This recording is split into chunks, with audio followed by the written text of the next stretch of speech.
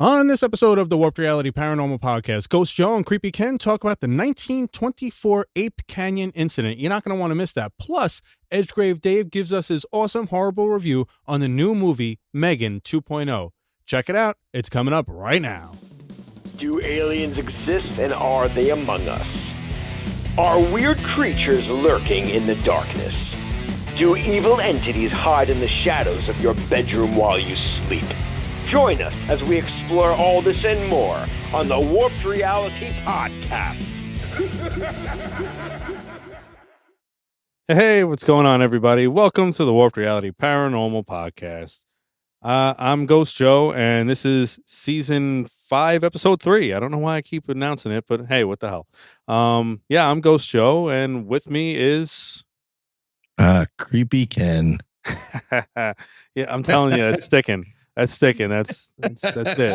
That's it. I'm gonna put that on. I'm gonna put that on everything. That's gonna be on the website. I don't even have a website anymore, but that's gonna be everywhere. So deal with it. So, we have a good show for you guys tonight. We're gonna be talking about the 1924 Ape Canyon Incident, and it's very, very cool. Very. Is it the first incident of Is it the first known occurrence of the big smelly guy? It is one of the first. It is definitely the most famous incident of that guy. Yes, it is. Other than, of course, the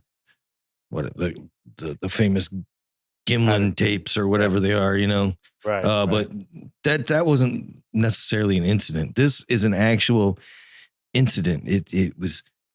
It's a crazy wild ride, man. It's really a crazy wild ride. So all right. So getting that driver's seat, man. Getting that driver's seat, man. Go ahead. Let's hear it. So I'm gonna set the scene a little bit here. So takes place in a narrow gorge on the southeast shoulder of Mount St. Helens. And when I say narrow, I mean it constricts to just 8 feet wide in certain points. And it's a very, very remote, dense forest and very, very rugged terrain.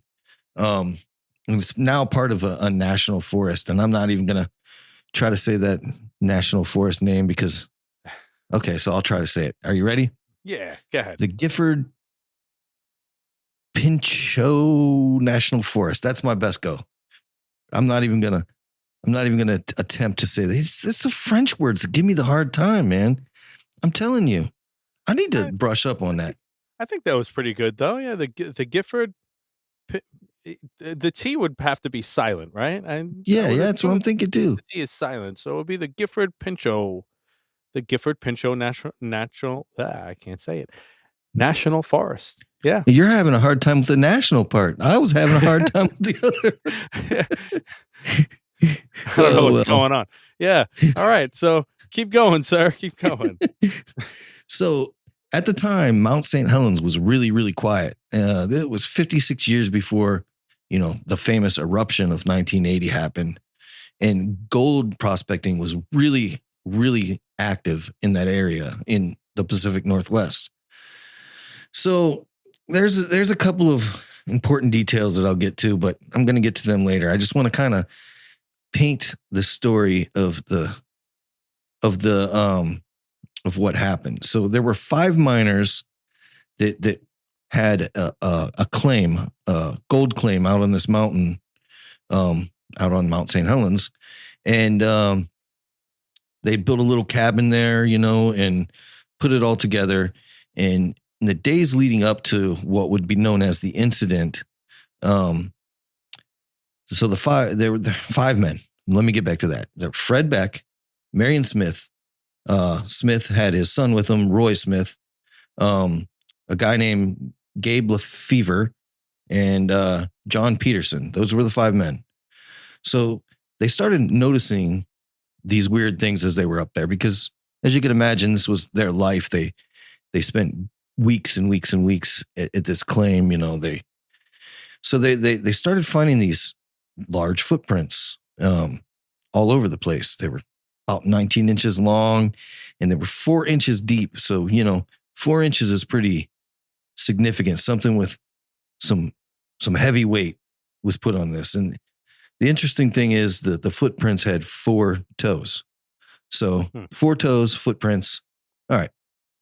So they were hearing in the evening time this shrill whistling sound that was they couldn't tell at first if it was echoing or if it was like communication. You know what I mean? Because it sounded like from one range they could hear it close, and then another range they could hear the sound coming back. But sometimes when it came back, it sounded different. So that kind of got them thinking about things, you know? And then they would hear this thumping noise that sounded like a, think of a gorilla beating on its chest. You know, that's what it sounded like. So that's the closest thing they could put on it. So the first encounter, 2 of the men, Hank and I'm not sure which other one, they went out to a spring to gather some water, and they, on the ridge that was close to them, they saw this large, hairy creature. It had blackish brown hair, and they said it was about 7 feet tall. And Fred Beck shot at it, of course, because, you know, what do you do in 1924 when you see this large creature and you have your gun and you're out in the middle of nowhere? You shoot at things. I guess that's what you do. Absolutely. I mean, I don't know why he shot at it, because the thing wasn't bothering him. Maybe it just scared him. I don't know. People in 1924, they're a little trigger happy for me, man. but yeah, because that's what I'm going to do. The first time I see something that I don't know what it is, I just shoot at it. Yeah, that's human nature, isn't it? That's all the way human nature. I mean, if you can't understand what it is too, though, I mean, I don't know. I mean, yeah, that's crazy. I don't know. Yeah, I don't know. Give them a gun, you know, they'll shoot at it. So they said the creature hid behind a tree and was peeking his head out after they shot at it. And they shot at it again, and they say they saw the bullet hit the tree, and then that's when the creature ran away. So about 5 hours later, it was around midnight. The men had already, you know, packed in for the night. They had bunk beds that they made in this cabin. The first incident happened, and it's pretty crazy because, you know, could you imagine being asleep at midnight? You just worked your butt off all day out there, and all of a sudden they heard this huge thud that hit the cabin wall on the side. They didn't know what the heck it was, man. And then they were, you know, it woke them up, of course, and they were like, what in the heck was that? What in the heck was that? And then they started hearing like stomping and footprints. I don't know. Footprints. Is that the one? Is that the word I'm looking for? Footfalls outside, I guess. You know, outside of the cabin, and they weren't your usual footsteps, I guess. They were louder and more robust. So they were trying to peek out the windows to see who was out there, maybe, you know, trying to steal their stuff or whatever. And the cabin just started getting pelted with rocks from all over the place. I mean, just all over the place. And I couldn't even imagine, first of all, being woken up in the middle of the night by something like that hitting. And, you know, that cabin couldn't have been that well constructed. You know, these guys went out there and cut down trees and built it, you know. So some of these rocks that they said were getting thrown at the cabin were pretty significant in size. They weren't just like little pebble rocks. They were crazy. They started hearing pounding on the doors and walls, and something was trying to get in, you know. They said they heard what sounded like somebody climbing on the roof and stomping. They were able to look out. I guess the cabin had no windows, so they were able to look out between the chinking in the wood, and they saw hairy creatures out there, the same ones that he saw on the ridge. And when he saw that initial one, he did report it back to the men, and of course they didn't believe him. Well, now they believe him because there's several of them out there. So the creature that was on the roof was actually trying to smash through the roof, and they shot at it. They shot at this creature through the ceiling, and it went down. And then they were pounding so hard that it was knocking the chinking off, and they made a section of the wall kind of exposed. And next to that section of the wall was an axe leaning up against it. And I guess one of the creatures reached its hand in and grabbed the axe handle. And Fred Beck was able to grab the axe handle and turn it so it couldn't get it outside. And they wrestled it away and they shot at it, shot at the arm, and it finally let go. So that's pretty crazy. And this went on for 5 hours, man. 5 hours. This went on. All of this chaos went on for 5 hours until daybreak. And they could actually hear these creatures retreat back into the woods. And that's when they decided to go check out what happened, what was going on. And when they opened the doors of the cabin, what they found was their camp in complete disarray, of course, rocks all over the place. And just, I couldn't even imagine. Could you imagine that? That's insane. All these creatures coming after you like that. And they had also had that they had to brace the door because these creatures were also trying to break down the door as well. That's terrifying, man. I can never imagine something like that. And the fact that like it's not people, that's the scariest part about it. You know what I mean? Like these are creatures, and obviously Bigfoot wasn't. I don't think they were watching Bigfoot TikToks and stuff like that, back then. So they had no idea what the hell they were looking at, and that's terrifying. I no would joke. Think, they said they look like big hairy apes. Is exactly how they described these 7 foot tall hairy apes. But yeah, they did. They braced the door with. They tore apart one of the bunk beds that they had made and braced the door with a piece of the wood from the bunk bed, which is pretty smart. But what do you do in that situation? There's nothing you can do. You're kind of a sitting duck there in the cabin while this is going on, Yep. But yeah, so the next morning they decided that scared the heck out of them. So they decided they were just gonna get in the vehicle and leave. And that's what they did. But on their way out, they saw one of the creatures up on the ridge and they shot at it again. This time they hit it. I know. Okay. And it fell down into a gorge, and they took off and they went back to the town where they came from. So what happened after that is the U.S. Forest Service launched a huge investigation, because when they got back to the town, they started telling people what happened. The U.S. Forest Service came out. I think the Rangers were J.H. Huffman and William Welch. They came out and the men took them back up to the well, I think Fred Beck took them back up, because I think the rest of the men refused to go. Right. Took them back up, and what they found was all the men's equipment was there. They left all their equipment. That's how scared they were. They left all their equipment, every single piece of it. And they just got in their trucks or got in their vehicle and left. But they launched this huge investigation. They found absolutely no physical evidence of the creatures. They looked in the canyon where the men said that the creature fell. They didn't find anything down there. They did find 14-inch footprints, and concluded that they were most likely faked. And the official conclusion of that was that the story was likely a fabrication, or an embellishment, whatever. Now, one of the things that I will say is that not too far from here, and I found this out afterwards, not too far from here, there was a YMCA camp that operated at a lake called Spirit Lake, and it had been there since 1909.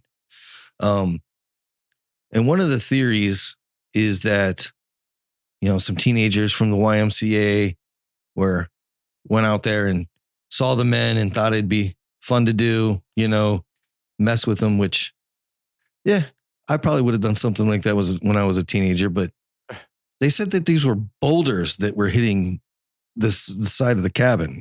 Some of these were significant that, the men alone couldn't pick up themselves. So Right. there aren't a bunch of teenagers out there throwing boulders at a cabin. You know what I mean? Right. In the fact that they saw these creatures, not just once, not just during the attack, they saw it before the attack, they saw it after the attack. Why would they say that they saw these creatures that virtually no one had heard of, if they hadn't seen it? You know what I mean? If Right. it was YMCA kids, why would they make up this story? And That doesn't make any sense to me.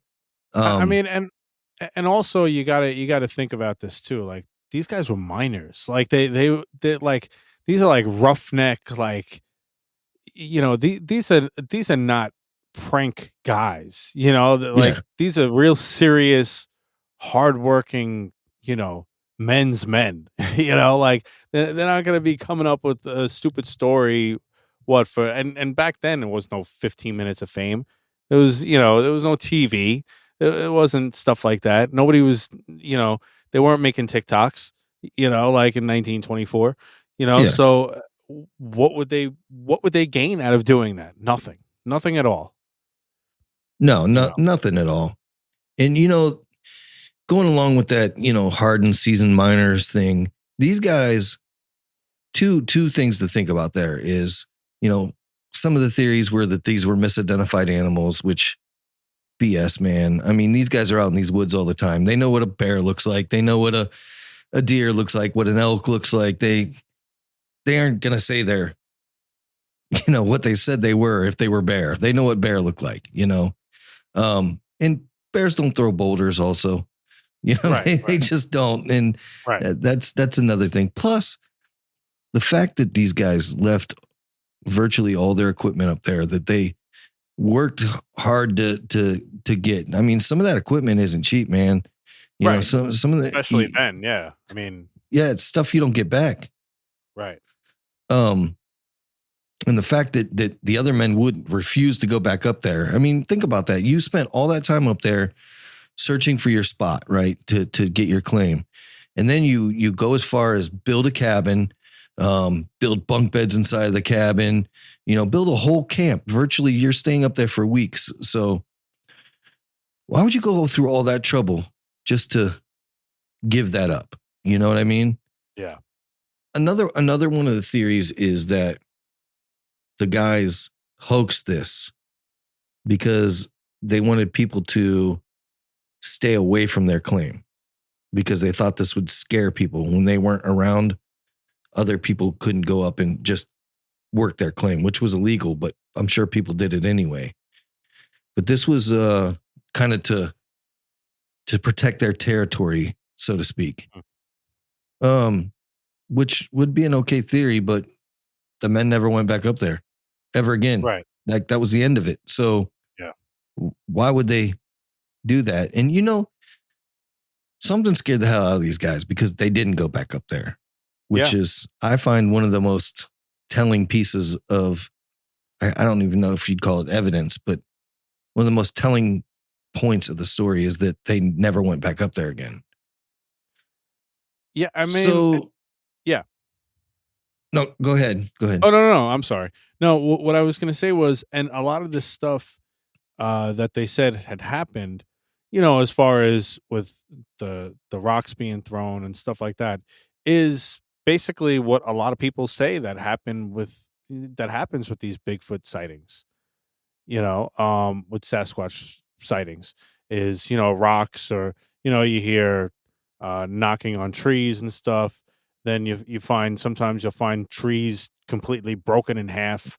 That's another Bigfoot thing. One of the things that a lot of people actually say as far as Bigfoot footprints is that one of the theories is that it's bear prints, where a bear, steps with his first foot, and then his hind foot goes into the same into the same hole as the front foot, so it makes the foot much bigger. And that's where they, that's one of the claims of where Bigfoot footprints come from, possibly. That's what they're saying could be instead of actually Bigfoot. But I don't know, man. Just like we had said a while back, like I feel like there's way too many claims about Bigfoot for it not to be true. I think if any Yeah, cryptid is the real thing, it's got to be him. Or I or think so them. too. Obviously, it's them, not him, because apparently there's a lot of these big feet, big Big foots, footses, big. big footses, you know, big foot there's tie. there you go. There's apparently a lot of them, and they're spread across the country. And I think there were even some sightings in Canada as well too. Yep. So Bigfoot gets around. So I guess just to be clear, I did look up, and one of the first Bigfoot sightings ever was in 1811. Believe it or not, Wow. I did not know that. So yeah, I guess people did know about Bigfoot then, so we can't use that as our crutch because it obviously people know about it. So, but the other thing about this story is that it was such a big story. It really what ended up being a big story. It went to various news outlets and caught fire across the country. They ended up renaming that section Ape Canyon. That's its official name is Ape Canyon. So that's kind of cool, right? Yeah, yeah. And I'm sure that they must have, uh, Bigfoot, fairs and stuff like that all over there too. It's probably their claim to fame over there too. I'm sure. Yeah, probably. You I'm know, not even sure about that, but that's kind of cool. yeah, man. I know Fred Beck later on did he did write a book, and I think it's a pretty significant book that he wrote because he in this book he said that he believes, and this is probably the first time, it isn't the first time I've heard it, but I think it may be the first time it's been said. He believes that these are creatures not from here. They're able to come in and out of our reality. So it's pretty insightful that somebody back then said that they were not like creatures of our dimension. They were creatures from beyond. They were almost ghost-like. Huh. So I think that's pretty interesting that has to be where that concept came from. Right.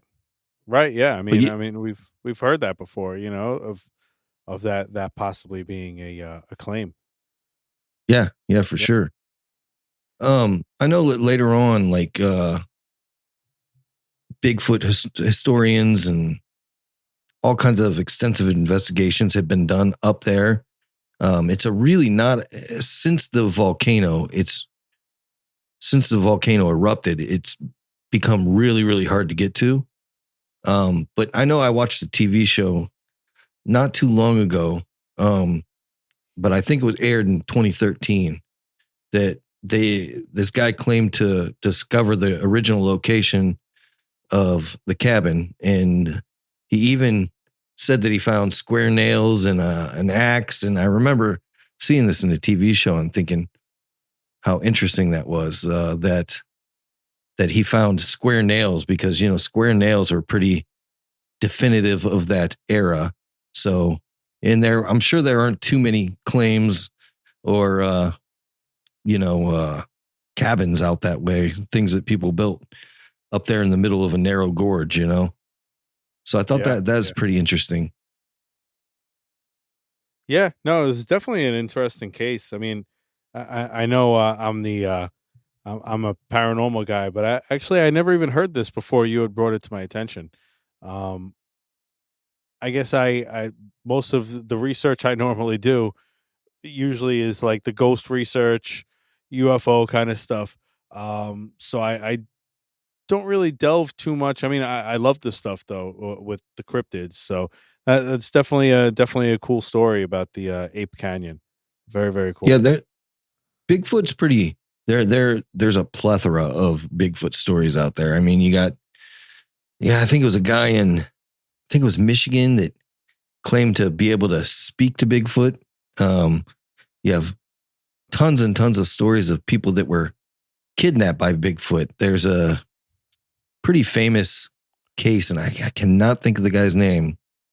So I'm just going to go off the rail here. I'm probably going to get most of it wrong, but I believe he was hiking and said that a Bigfoot kidnapped him. I don't know if he passed out, something happened, and he woke up to being walked across the terrain on the shoulder of this big hairy creature. And he had his backpack on him still. And when he was in and out of consciousness, and when he arrived, he was in this big cave.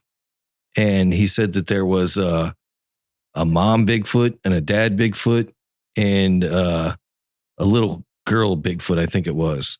And I forget how long exactly they had him captive in there. But the dad would get mad at him when he would try to talk. And he said these things were talking back and forth to each other, but he couldn't understand what they were saying, which is pretty interesting.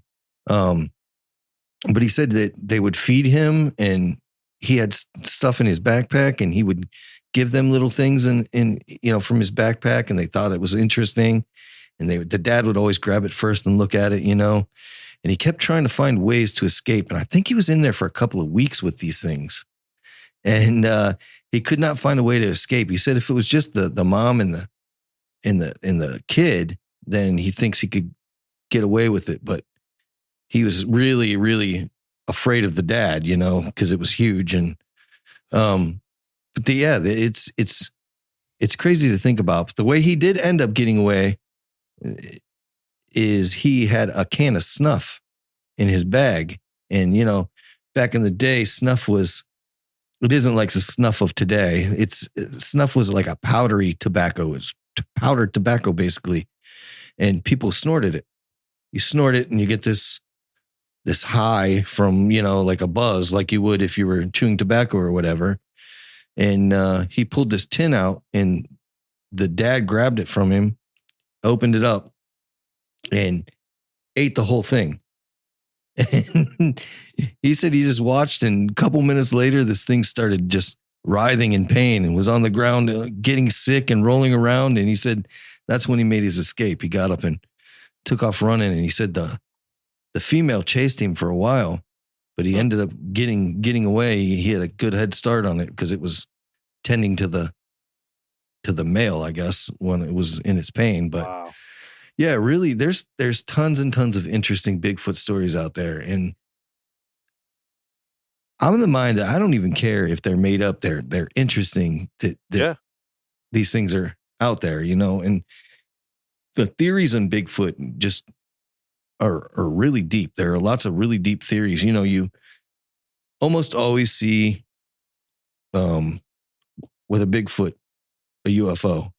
Right. Almost at the same time. I think it's some crazy like 78% of the time, something like that you, when you have a Bigfoot experience, you also have a UFO experience. So I find that pretty interesting. Right. Yeah.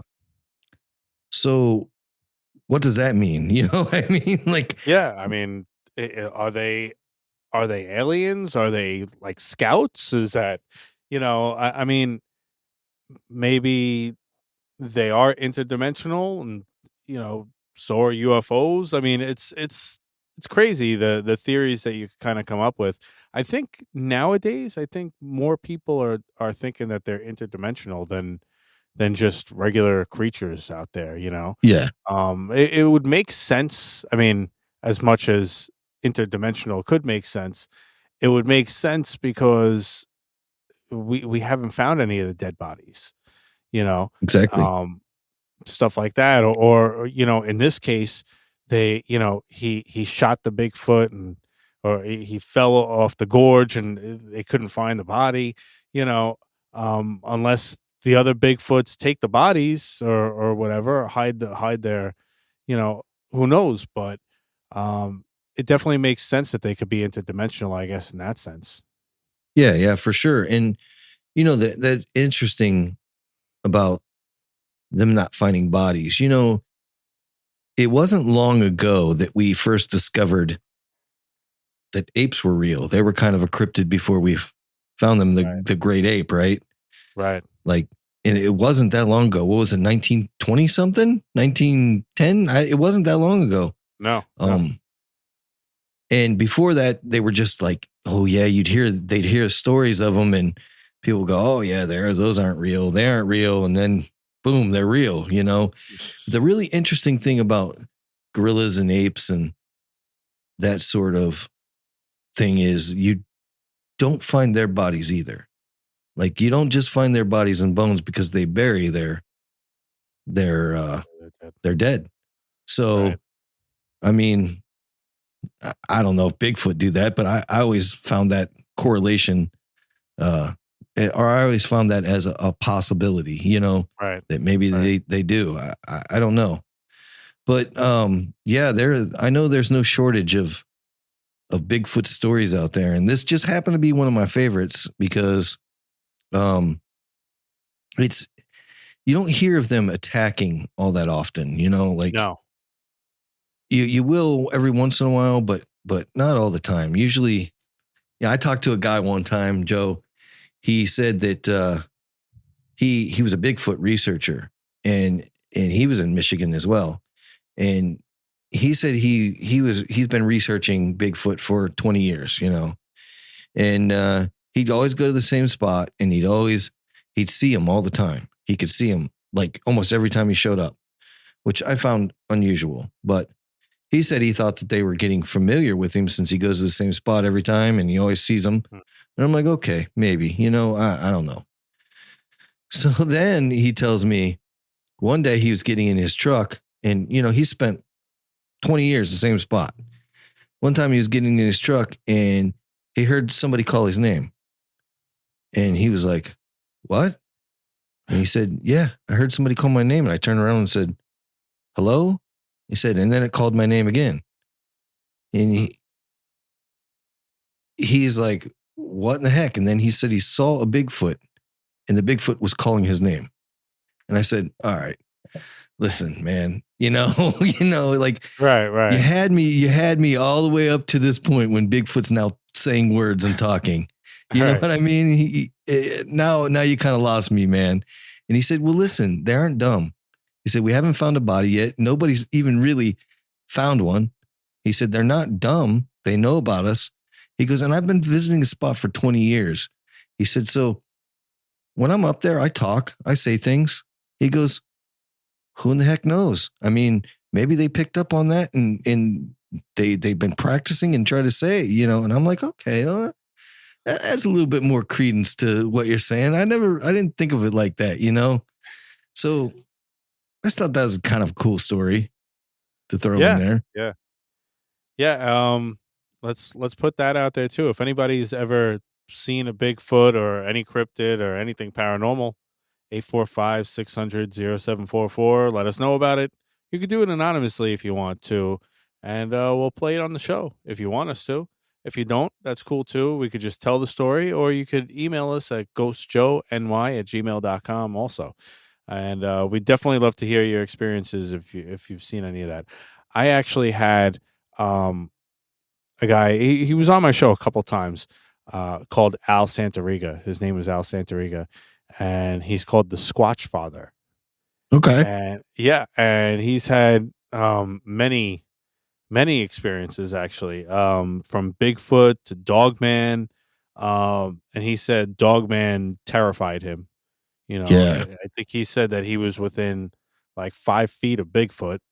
He said that terrified him, and he gets visited actually by UFOs quite often as well. Apparently, he's had some UFO experiences, and he's like, to this day, sometimes like there'll be a UFO near his house or something like that. So he has many stories, and very, very cool guy, very interesting guy. I actually got to see him at a seminar last year, a few months back, where he told some of his stories as well. So yeah, man. Bigfoot.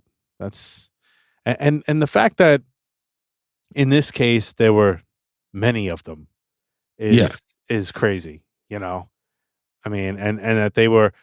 You would assume that the reason why they were doing that though was because uh, they weren't doing that before he shot at them, right? Like No, not that that was I'm aware after. of. Yep. So Yep. They were just finding pissed. little evidence. Yeah. I'd be Yeah, they pissed too were. if you shot at me. Sure, absolutely. Yeah, you know. So yeah, Yeah, they kind of served the opening volley there, and you know, got what they asked for. You know, absolutely. you know. So I also want to add to the call in, if you had an experience and stuff like that.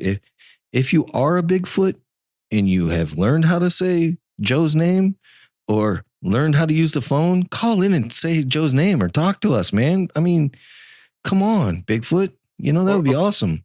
or Creepy Ken. I mean, you could talk to Creepy Ken also. You know, that's That would be sticking, man. awesome. That's sticking. That's definitely sticking. um, but yeah, no, that's yeah, definitely, man. Also, I have shirts at Bonfire for new designs and stuff. They're up there. Please check them out. All the proceeds go to charity if you buy one of these shirts. 4 different charities I have going on with them. So definitely check out the link in the show notes and you'll see them. Please order. It's for a good cause. And you get to rock out some of our merch. So yeah.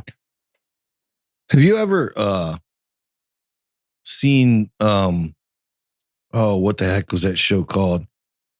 Oh God, I can't think of it. It's still on. Expedition Unknown, I think it was. So I'll tell you, I never really watch any of those shows. I've never watched like Expedition Bigfoot or really any of those shows because I feel like you never get any answers from them. You know, it's like a long ride for them to say like in the beginning of the show they'll all start out by saying in this episode we're going to find out the truth about Bigfoot and you know whether he likes to use the phone or something. And then at the end of the show, you'll watch like the whole show for an hour, and then like the last line will be like, "I guess we'll never know for sure if Bigfoot is around." You know, like what did I watch Well, this for then? You know, so well, I guess you watch it for the ride, I guess, but I just I never watched many of those shows. it's pretty interesting. So Josh Gates is the host of that show, but he had another show before that. And I can't remember what the name of it was, but he'd go out and explore all these little things. And Josh Gates is hardcore, man. That dude is like, I don't know if you like, you got to watch it because Josh Gates is like one of the last real, true freaking explorer type deals. So Hmm. his grandfather was the person that his grandfather was the model for Indiana Jones. So his Hmm. grandfather was a adventurer explorer, and they modeled Indiana Jones after his grandfather. So that's Wow. pretty interesting. And Josh he's hardcore in it, man, but he dabbles in a little bit of everything. You know, he likes the paranormal stuff, and it's really fascinating. But he was God, I forget where he was at, and he found they were in the woods. It was dark. It was rainy. I think they were in Washington, and he caught something with the FLIR and was chasing it down, and ended up finding a big ass footprint and made a cast out of it. And I mean, this thing was huge. Excuse me. But anyway, it's really cool because there's a ride at Disney down in Orlando, and that actually it's called, I think, the Yeti or something like that. It's a really cool ride. The actual footprint is on display there. The plaster cast of that that Josh Gates took, which is pretty cool. Really? I went on that Yeah. ride. I went on that Yeah. ride 2 years ago. I went on that ride. Yeah, Oh, it's on display right there, and when you're standing in line, they got it in a case, and it's got Josh's picture wow, right next to it, and it's the actual plaster that's cast of cool. that footprint. Yeah, it's pretty neat, man. But I like that guy's stuff, man. He's pretty to the point and pretty good, and he isn't one of these guys that just believes in everything. I like him. I like people like that. So, Yeah, um, I actually remember that ride, man. I mean, I've went on rides, throughout my life, and that one I needed to take a seat after. I remember that. yeah, That was a tough one. That drop at the end was a tough one for me. dude, you know what got me was the when it went backwards. That's what freaked me Oh out, yeah, man, on that ride. I yeah. wasn't ready for that. I had looked it up, so I knew it was going to go backwards. But yeah, no, that terrified me. Yeah, Yeah. that was yeah, that one, because my daughter chickened out at the last second. She was like, "Oh yeah, yeah, I'll go." Like, all right, great. And then was standing there online. She goes, "No, I don't want to go." I said, "Well, I'm already invested, so I'm going." And then after that, they're like, "Whoa, what'd you think?" I'm like, "I gotta sit down. I gotta Yeah. sit down. I need a minute. I need a minute after that one." Yeah. It's a fun ride though. It's fun. Oh yeah, So yeah, no, it was. let me tell you about my Bigfoot experience. Okay. Oh yeah, Yeah. So I had a Bigfoot experience. So when I first moved to South Carolina, I found South Carolina not as exciting as Ohio because Ohio is really one of the strangest states in our country. There's so much weirdness that goes there. I mean, you've got everything from Silver Lake Dogmen to the Lake Erie Monster. You have plethora of things down in on the Ohio River. You have the melon heads. You have all kinds of stuff. So when I moved down here to South Carolina, I'm like, oh, you guys have Bigfoot and a lizard man. How exciting. Like, that's pretty much it. I was like, this stinks. So I started, keeping my eyes open because I drive a lot for work. So I'm keeping my eyes open for Bigfoot and, because there's a ton of sightings down in South Carolina of Bigfoot. And I'm driving along the stretch of road and there's a curb and it's kind of like a bridge. So it's a curved bridge and it's not a very big bridge. It's a really short bridge over this little like river thing that goes, creek or whatever. And I'll tell you what, man, out of the corner of my eye, I see Bigfoot and he's standing down in by that little, by the water, down by the water, just out of the corner of my eye, man. And I'm like, what did I just see? Like, holy crap, I just saw Bigfoot. And I'm getting all excited. I get on the phone. First thing I do is call my wife. I'm like, you're not going to believe this. I just saw Bigfoot. I just saw Bigfoot. And she's like, yeah, right. Because my wife, she believes in lots of stuff. She thinks the opposite of you, Joe. She thinks that Bigfoot is just nothing. He's not Bigfoot. She says he's the least likely to exist. She thinks I don't know. really. Anyway, so yeah, I don't know why, but I hit a driveway real quick, turn back around, come back down. I'm like, I hope he's still there, man. Cause I told her I have to let you go. Cause I'm going to take a picture, if I see him. And I'm getting it ready and I go by and I see him again, Joe. What? Yeah. It was one of them stupid cutout silhouette things, them black things that, people, the cowboy and all that. You ever seen those? The wooden Yeah, silhouettes that people cut absolutely. out? Yeah, it Yep. was a Bigfoot down in there. It was like 8 foot tall. That's what it was a Bigfoot. It was a cutout Bigfoot silhouette. Was he as blurry in person as he is in every picture? No, but I was so angry that's what it was. And I turned around and wasted my time. And you know what? The bad thing is I cannot for the life of me ever remember where that is. And I pass it.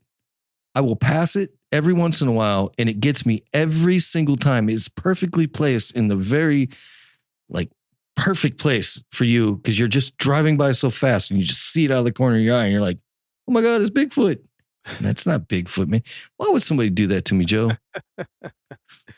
Like, That's seriously, crazy. That's it crazy. is. Well, yeah, you had an experience. That's great.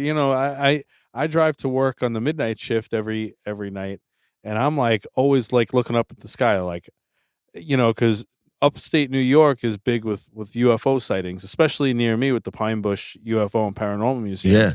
And Pine Bush is known for UFO activity. And I'm like driving around. I'm like, all right, I'm gonna see one, and if I see it, I'm getting out of my car and I'm gonna take a good picture or a good video. I'm getting this damn thing, and it's not gonna be blurry. I'm gonna make sure it's Yeah. not freaking blurry. I'm ready. I'm on the ready all the time, and I still haven't seen anything. It's gonna happen Yeah. at like the worst time. Like my phone is gonna be dead or something, and that's Yep. when I'm gonna end up seeing it. You know, I'm gonna have to That's invest in like a dash cam. But that's actually another funny thing too, is what Al Santoriga had said was he had a dash cam in his car, and he said it's crazy because he had seen a UFO, and when he went to go check the footage, the only thing that was messed up from that video was the video of the UFO. Everything interesting. else, so it's almost as if like they intentionally, disrupt any kind of thing like that, You know what I think? This is truly what I believe. I truly believe that those experiences with any of the paranormal things, ghosts, cryptids, UFOs, things like that. I believe that they are meant to only be experienced. And that's why you get your blurry photos and you get that. I think that they are meant to, I don't know what they're meant to do. Maybe enlighten you or open your eyes or whatever, but they aren't events that are meant to be recorded or whatever. Just, maybe documented is fine, but there, this thing isn't meant to be ever discovered. You know what I mean? Like right. some of these things aren't meant to be found out. They aren't meant to be discovered. They're just things that are supposed to be experienced. Instead they're a spiritual event in some cases, I guess. And I really feel like it's fun to track it down, and it's fun to want to try to investigate and figure it out and get the best piece of evidence. But I don't think anybody's ever going to, because I think it's just, that's the way it is. It's just supposed to be an experience. Yeah. Something, an experience that is just supposed to be in the moment type thing, and Yeah. that's it. Yeah. No, Yeah. I could subscribe to that. Yeah, for sure. I think that really is the case with a lot of these things, these supernatural, paranormal things. I really do. I think it's supposed to be a personal event that happens, that I really do. I believe that. So, yeah. And, a lot of times that changes per person, because I've heard stories in haunted locations and stories with even UFO and alien encounters that have had dual experiencers, that one person sees one thing and the other person sees sort of the same thing, but not quite the same thing. But then again, the skeptics will say that's because,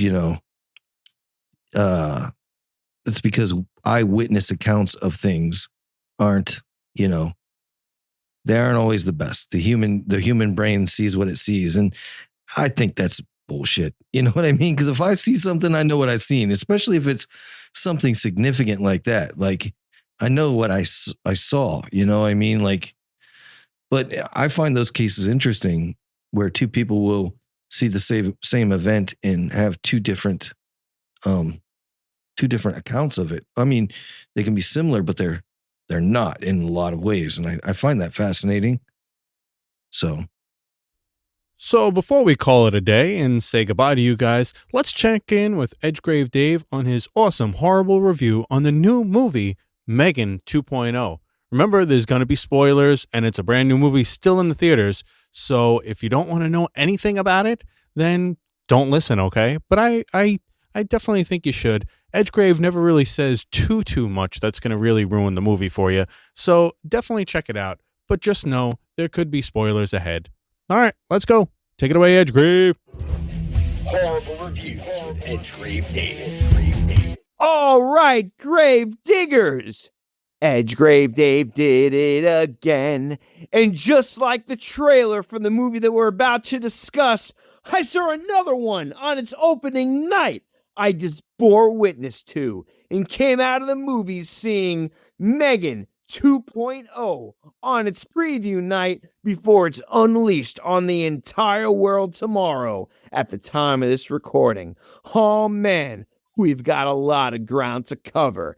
Here we go. I'm going to tell you guys right now that I'm going to upgrade this Edge Grave Warning to an Edge Grave Warning 2.0 because there are spoiler alerts galore. So if you are planning to see this movie anytime soon and don't want to know anything about it, go ahead and don't watch the trailer.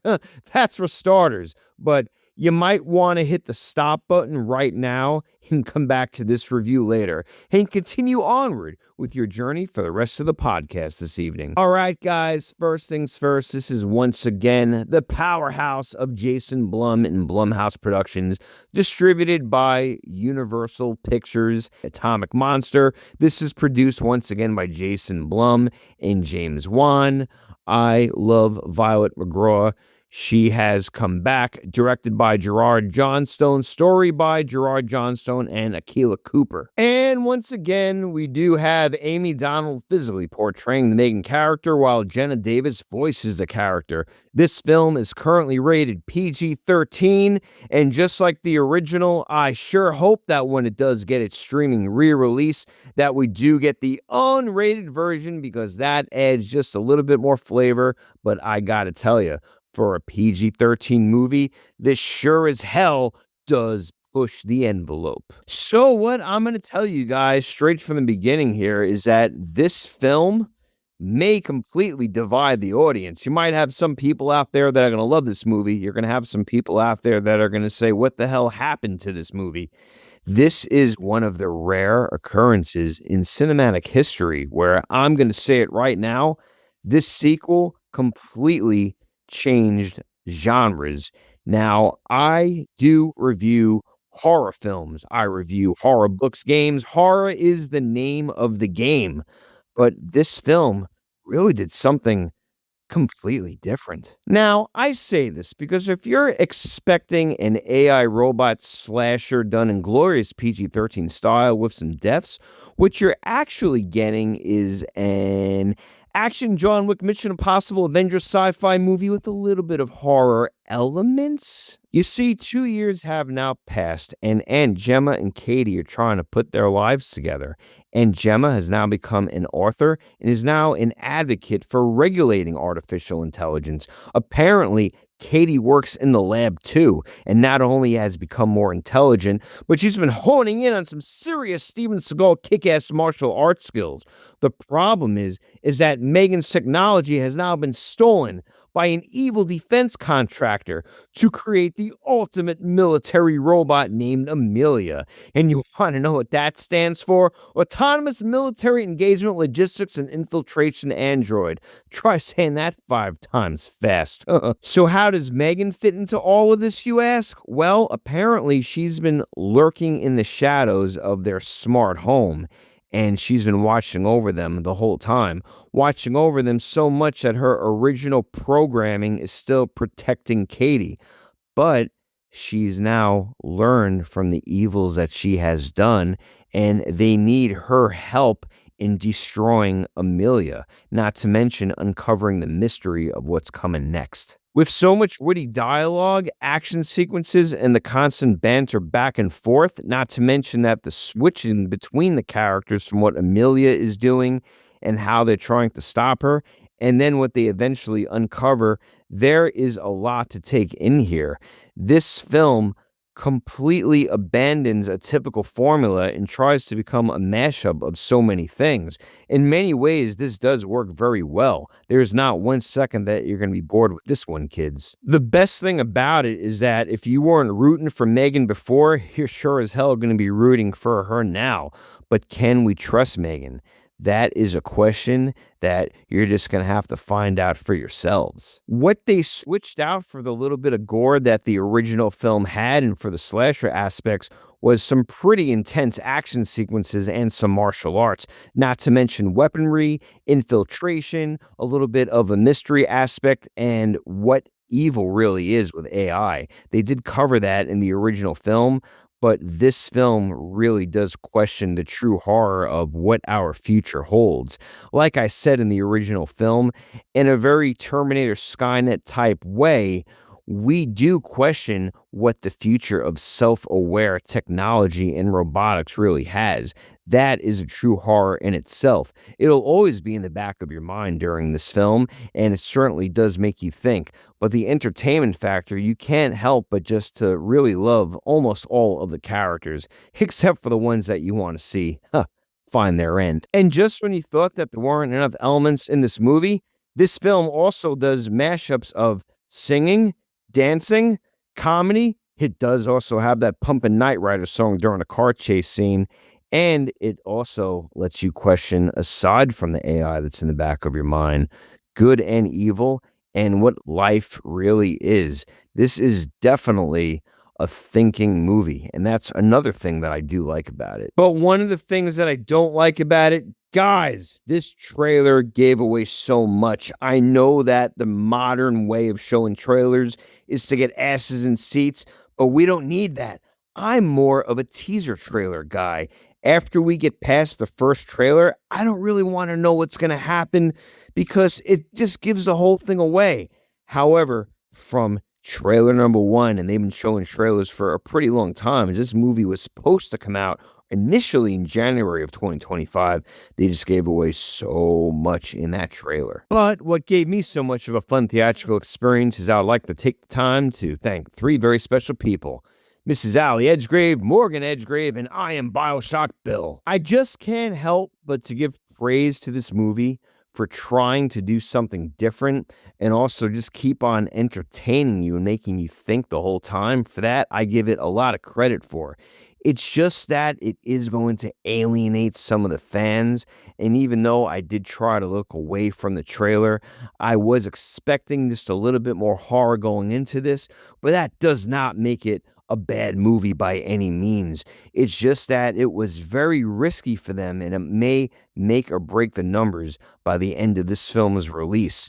It's not always a bad thing to switch it up and try to do something different, but what they did great was, once again, entertain you and make you think. And for that reason, a big part of me wants to almost push this up to 4 out of 5 graves, but I do have to keep it grounded at a 3 out of 5 graves, just because we've established a character, we've established a story, and then completely changing gears, it might just be a little bit too much. But in and of itself, and that is what we're just talking about here, Megan 2.0, this is a good movie. The lines are certainly blurred in this review, but then again, they're blurring so much between genres and what the movie actually is that you'll see exactly what I mean. So I would definitely go out there, check it out, give it the support, because this is one of my most favorite PG-13 releases that have come out in recent years. I think that this will be a very strong franchise if they just don't jump the shark. And I do also want to mention, jump the shark. Hey, Jaws, happy 50th anniversary, buddy. We love you. And 1975, just amazing that that was 50 years ago. I can't not say that. Guys, go out there, and at the time of this recording, have a great summer. Check out Megan 2.0 and upgrade your movie experience, because that's what it's all about. Edgegrave out, Edgegrave reboot. Back to you, Ghost Joe. So I guess that's going to do it for us, everybody. Hope you guys enjoyed the episode.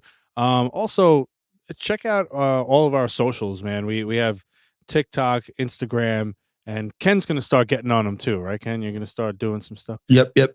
Awesome. That would be awesome. Because I'm sure people are tired of seeing my face and my bald head. Oh God, wait till they see me. Jeez. Oh. I'm a pretty son of a bitch, though. I mean, I will say that See? Yeah.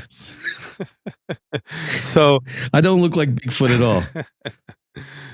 So yeah, so go to TikTok, I have Instagram, the YouTube. Please subscribe to YouTube. We need more subscribers on YouTube, so do that too.